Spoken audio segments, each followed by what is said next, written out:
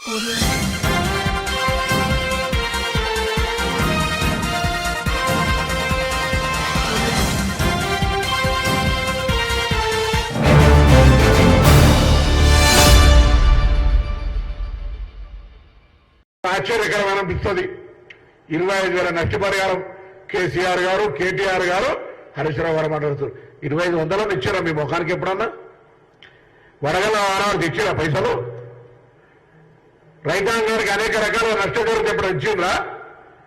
నా దగ్గర చొప్పున లక్షల రూపాయల మిర్చి పంట పాప రైతులు ఏడ్చిన కళ్ళలో రక్తం కారింది. ప్రభుత్వాన్ని వేడుకున్నాం, ఉద్యమం చేయకుండా అరెస్ట్ చేసిరు, నిరసన పనియలే. ఈ లెక్కల్ని మీరా మాట్లాడేది మా గురించి? ఇలా మేము కట్టుబడి ఉన్నాం, లెక్కలు తీసినాం. ఎక్కడైనా నష్టపోయిందో, ఎక్కడ నీటి ఎక్కడుందో ఇవాళ కూడా ముఖ్యమంత్రి గారు ఆదేశాలు ఇచ్చారు.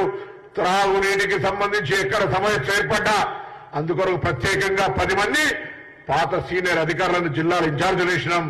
ప్రత్యేక నివేదించడం కలెక్టర్లకు.